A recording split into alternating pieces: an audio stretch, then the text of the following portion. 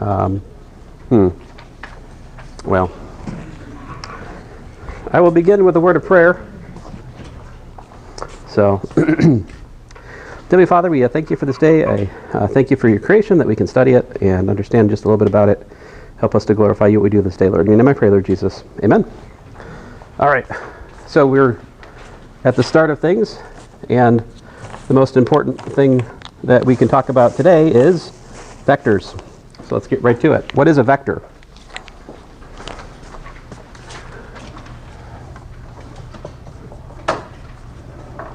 So I'll start with two-dimensional.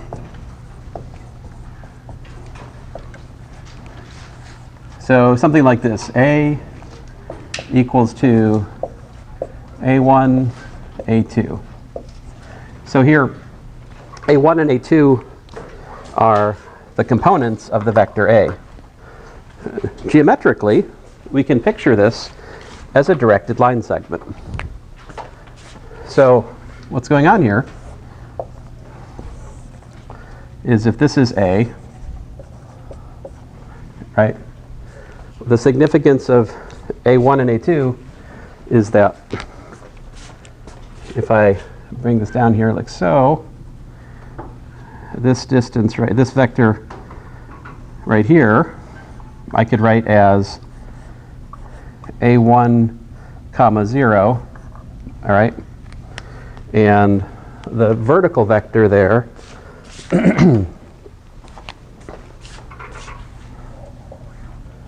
I could write as, oh, excuse me, this vector over here would be like 0 comma A2. Man, this marker's sad.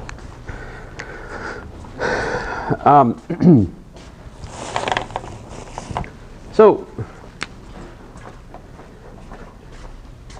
the thing is, you can also, so this is equal to actually A1, 0 plus 0, A2.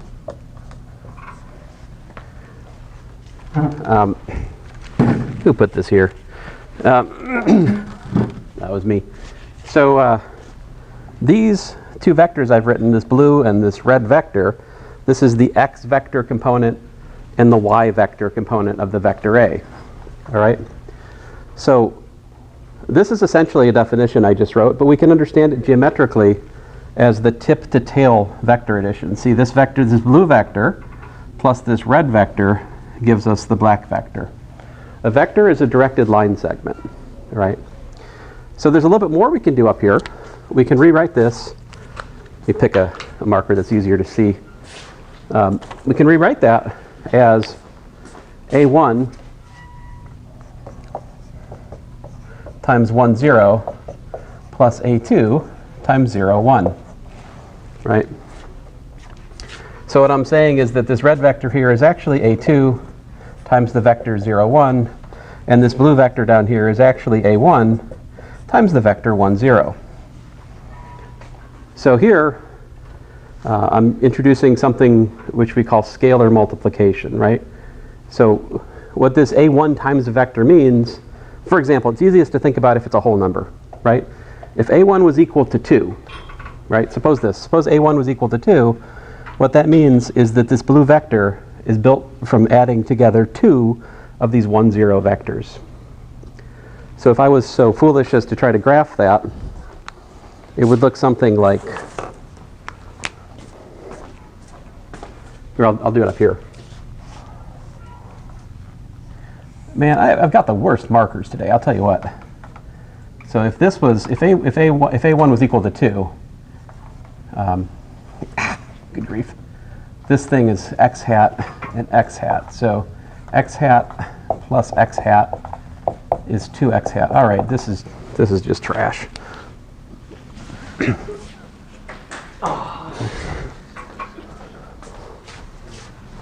Oh well, I tried. That's what matters, right? So maybe I should do it down here. I don't know. So, you know, if A1 was 2, it would be like I have 2 x hats back to back. Now what's x hat? X hat is my notation for the vector, this vector right here. This is what I call x hat. this vector over here is what I will call y hat. If you remember physics from high school or from pretty much any place else, oftentimes these are called what? Do you guys remember the notation if you've had previous experience with this business? A lot of times people use like I hat or j hat if you read a lot of other places. Do you know why that is? I mean, I like my label. X hat is a vector that points in the x direction with length 1. Y hat is a vector that points in the y direction with length 1. Right? Why do you call them I and j? Do you guys know? Maybe confusion Yeah. with other mathematical terms. Confusion with, no, it's less exciting than that. It's historic. Make them look as identical as possible. To make it to hurt the students. I like that. That's a good answer. But I think I achieved plenty of harm with x hat and y hat, so I'm not sure that's a sufficient. I mean, it's a good idea. Yeah. To use them in matrices? Use them in matrices. No, the answer is actually historic. So in like 1843, there's this fellow named Hamilton who discovered something called quaternions. So quaternions were a generalization of the complex numbers where you include I, j, and k. And I and j and k, much like the complex number I, their square is -1. However, with a quaternion, I times j is equal to k, and j times k is equal to I, right? And that was the dominant formalism for like engineering and physics, expressing vector ideas, geometry, for a long time. Well, not that long time, about 50 years. By about 1890, 1900, Gibbs and Heaviside introduced, and probably others, introduced this vector concept as opposed to the quaternions. But in honor of Hamilton, some people still use I and j and k to denote the unit vectors in the x and the y and the z direction. But that's for historical reasons. So enough about that. I don't use I and j. I don't use I and j hat. I will use x hat, y hat. If you find some of my old solutions, you might find an I and a j here and there.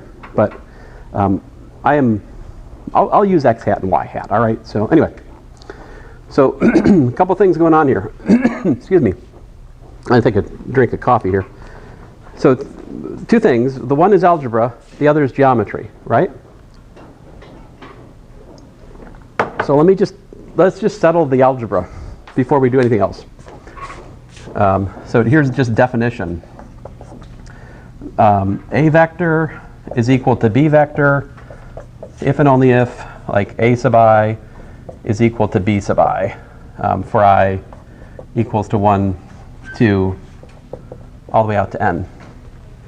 And if we want to add two vectors, A plus B, the ith component of those is just given from the ith component of A plus the ith component of B.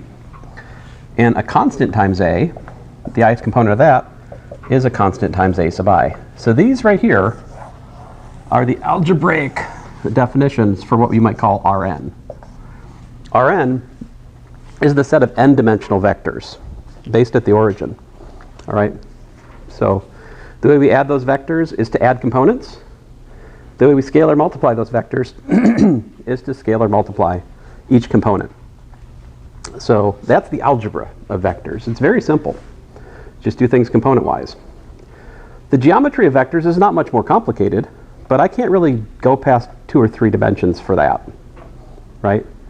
So here's already an example of vector addition. See, we start at the base point of the origin. We add this vector, and we add that vector, and we get that vector. Let me give you another example. So example 1, really. So if this is vector A, and this is vector B, just for the sake of discussion here, what would A plus B look like geometrically?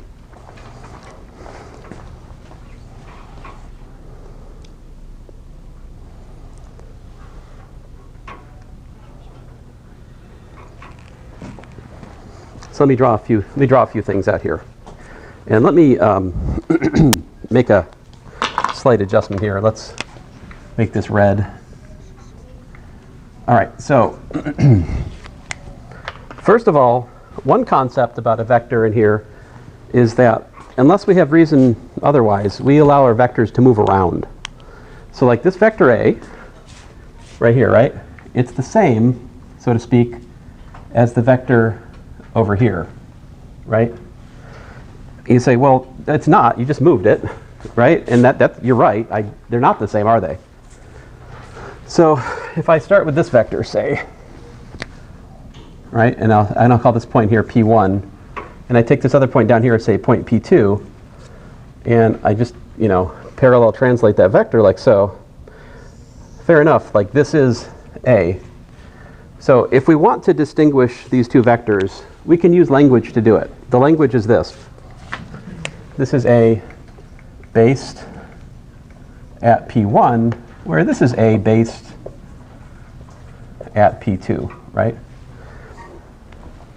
But as a point of custom in here, we allow ourselves to move vectors around. So we can take a vector based at one point and a vector based at another point, and we can just add them.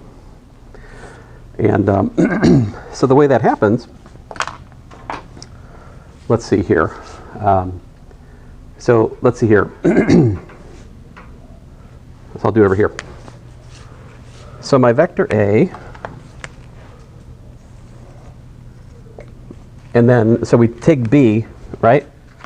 And imagine just moving it over here. We maintain the direction, right? And the length as we move it. Why is that possible? Well, it's possible because we're dealing with flat space where things are nice like that. So notice that I've formed the quote-unquote tip-to-tail sum of A and B.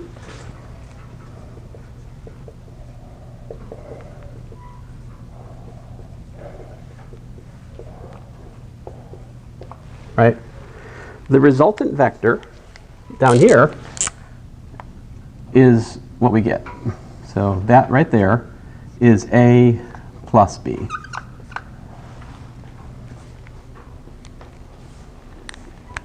Right? Any questions about this? What would minus the vector mean?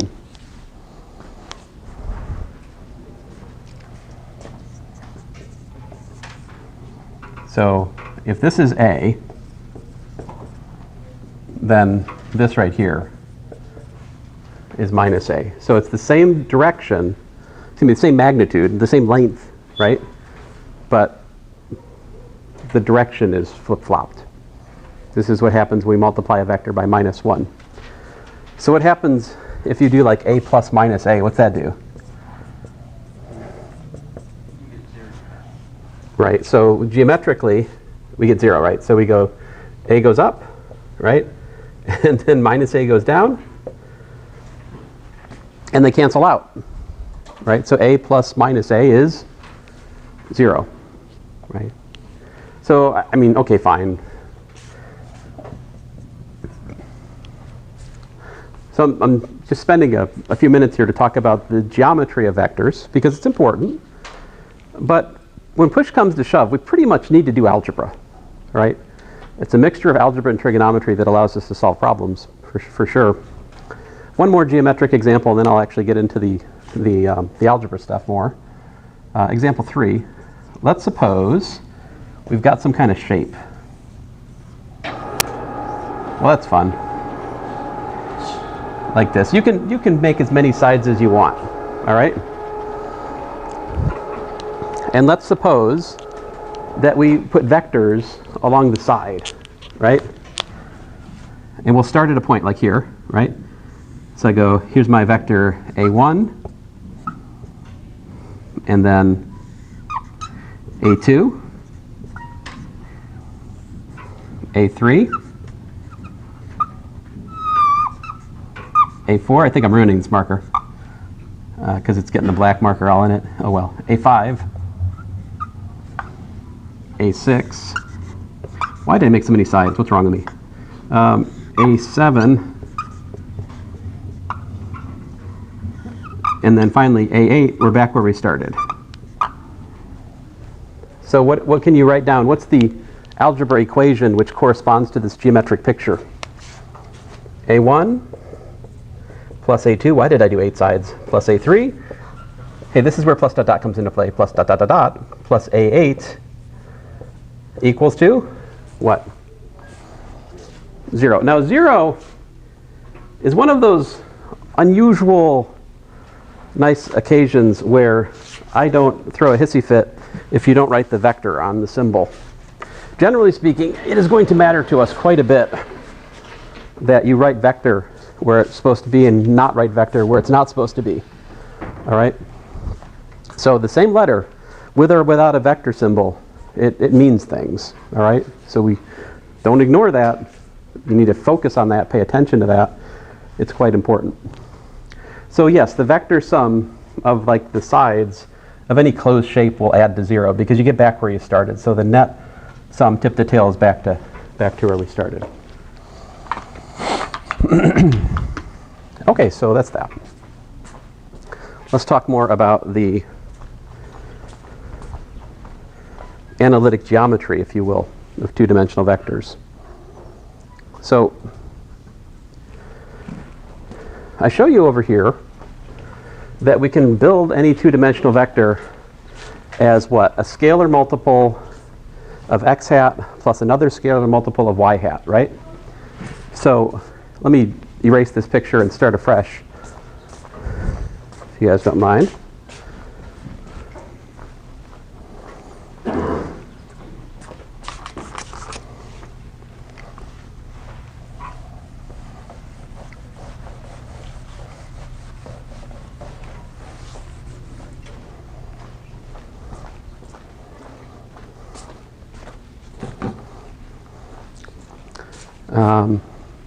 Oh, my bad. I'll make up my mind eventually, guys, here. I'm sorry. Okay, so you guys know, I hope, well, you're about to find out. If we have, this is the x direction, this is the y direction, right? And I'll put a over here this time for fun. We can measure the angle counterclockwise off the positive x-axis, and that's called the polar angle theta, right? So if the length of A, so this notation here is for the length of A. Can you guys tell me what the length of A would be as it's related to A1 and A2?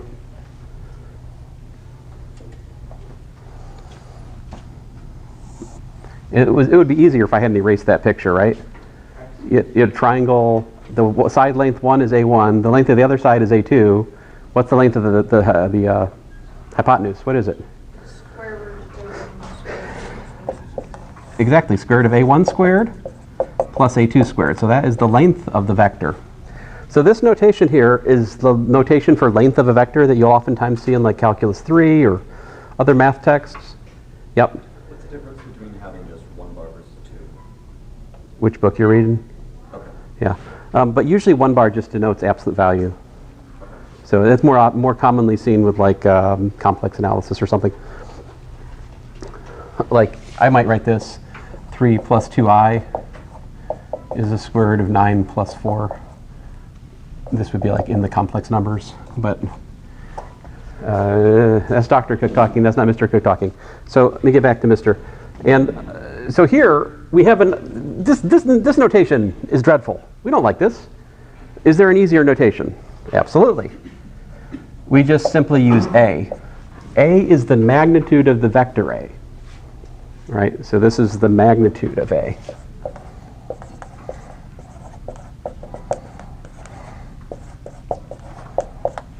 Magnitude of A. So given that, this length here is A, right? So polar coordinates tell us the rest of the story here, right? Which is that A1 is equal to A times the cosine of theta, and A2 is equal to A times the sine of theta. This is the result of polar coordinates. It's just literally right triangle trigonometry if we're in quadrant 1, right? Think about how this works. If you're over here between 90 degrees and 180 degrees, that's where sine is positive, but cosine is negative. Down here in quadrant 3, right? In quadrant 3, we have both sine and cosine are negative between 180 degrees and 270 degrees, which makes these formulas make sense, right? Because A is non-negative. It's the length. It's either it's either 0 or it's a positive number, right? And the only way the vector length could be 0 is if it's the 0 vector. Yeah? So over here in quadrant 4, here we have angles between 270 and 360. That will cause the cosine to be positive, but the sine to be negative. So the plus minusness, the parity, if you will, of sine and cosine is designed exactly so that these formulas work out in all 4 quadrants, right? Which is very cool because we can always write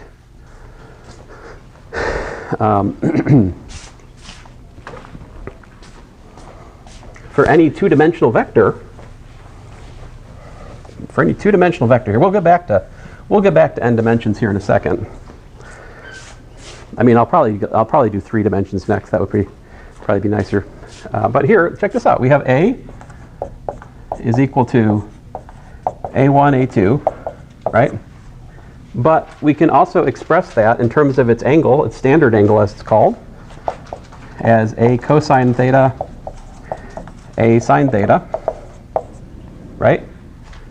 Because that's the formula for A1, that's the formula for A2, which means that we can rewrite this two-dimensional vector as A times cosine theta sine theta, right? So here's the thing. If we want to picture this, I'll picture it over here. You know, if this is theta, right? And this is A.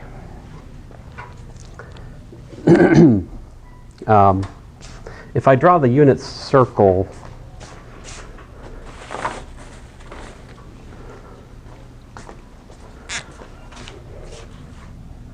you know, if this is the unit circle like here, right? Then this point right there is the cosine theta sine theta. Sorry if you guys are not be able to see that because of the lip of the board. We're okay. I was worried that was, you know. So my point to you is, well, how long is this vector? What's the length of this vector? You guys calculate it for me. What's the length of this vector? Square root of cosine squared plus sine squared, also known as square root of 1. It's a what? It's a vector of length 1. This is called a unit vector. The length is 1. So, in fact, this is a unit vector.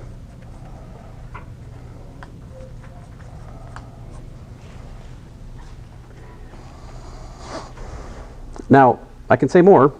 See, because there's another formula you can write down here, which is that. So here's a definition, if you will. A hat is equal to 1 over A times A vector. So this defines, this is the unit vector in A direction.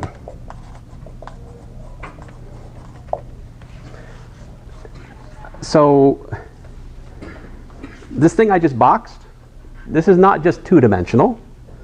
This will make sense in n dimensions, as it turns out. All right? It even works in 1 dimension if you try it out. In 1 dimension, the length of a one-dimensional number, what is it? What's the length of minus 5? Then we go back to your question about the single bars, right? Absolute value minus 5 is 5. That's the distance that minus 5 is from the origin, right? The distance that the vector is, the length of the vector, is the distance from the origin to the point to which the vector points. That's its significance.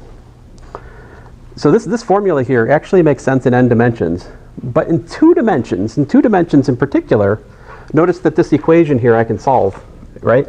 I can solve this equation. And we also have that cosine theta sine theta is equal to A over A, right? A over the length of A, also known as A hat. This, what I'm putting in a slightly lumpy box down here, This is special, only good, only for 2 dimensions. So I learned that from Dr. Sprano.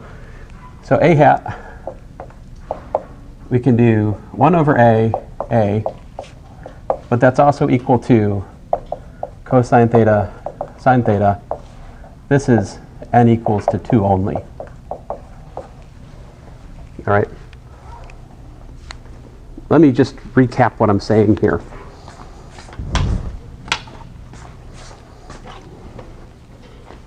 Because this is foundational, all right? A vector, there is something I've been glossing over here. Can somebody tell me what it is? There's something I haven't said yet, which I really should say. It's kind of important. When do these formulas break down? What vector has no unit vector? What vector has no direction? I'm about to erase it. Well, -1 is a one-dimensional vector, I suppose, if you want to. 0, yeah, the 0 vector, we can't calculate the unit vector of the 0 vector. If I did try to use those formulas, I'd divide by 0, which, you know, we don't know enough physics to do that. So professional physicists, they can do it. It's called renormalization. But that's only partly a joke. So to recap here, any vector, A, we can rewrite as A times A hat. A is the magnitude, A hat is the direction. In 2 dimensions, you have your choice. You can either write the unit vector that points in the direction, or you can give the standard angle. These are interchangeable ideas. In 3 dimensions, we can't do that. So magnitude, direction. All right. So let's get 3-dimensional here. So here's the picture I like to draw in here. X, Y, Z. This is a right-handed coordinate system, which I'll explain more as we go on. And if we draw a vector based at the origin here, we can break it into 3 pieces, which I'll show you in a second here. So let's suppose my vector is like this. And I'm going to write that vector as A1, A2, A3. What's the length of it? What's the length of a 3-dimensional vector? How do you figure that out? Yeah? So a mathematician might tell you, you define it. You don't figure it out. There was a fellow here who said that. He's not wrong in some sense, but there is a way to understand this in terms of how it breaks down into 2-dimensional pieces. So let's look at the shadow of this vector onto the xy plane. So this point right here would be technically like A1, A2, 0. You might see so one of the things you guys are going to ask me once you notice what's going on here, you'll notice that sometimes I use a parenthesis and sometimes I use an angle bracket. What's the difference? It's really more or less a question of emphasis, because I allow myself to add these things together. The parentheses, these are points. So I'm thinking about them as mathematical points, whereas the angle brackets, I'm thinking of those as directed line segments. There's a meaningful way to add a directed line segment to a point. You just identify the point with the line segment, directed line segment from the origin to the point, and then you add that to the directed line segment. I could say more about that, but I think it just makes it confusing. So let's just do it, and then you'll get used to it, and then you'll think it's normal. So this defines a vertical triangle here, right? This is a right angle. Okay? And I can also basically go over here like that. Sorry, I'll get it eventually, like that maybe. And I'll use this color, like this here, like that. So the blue vector would be, like A1, 0, 0. This vector in the light blue, or whatever that is, would be 0, A2, 0. And of course the red, which I haven't made a vector yet, but if I make this going up like so, that's 0, 0, A3, right? And if you might guess where I'm going with this.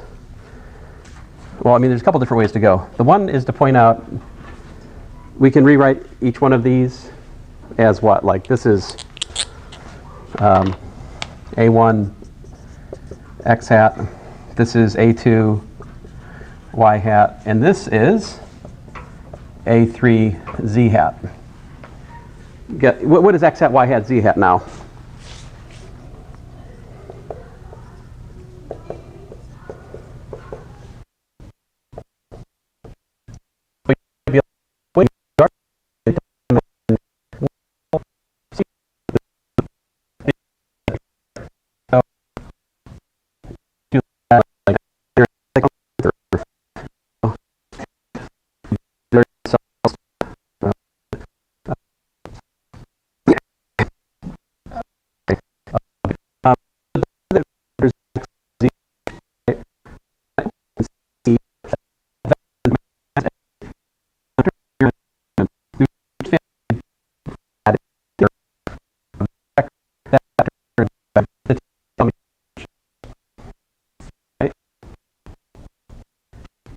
What's the name?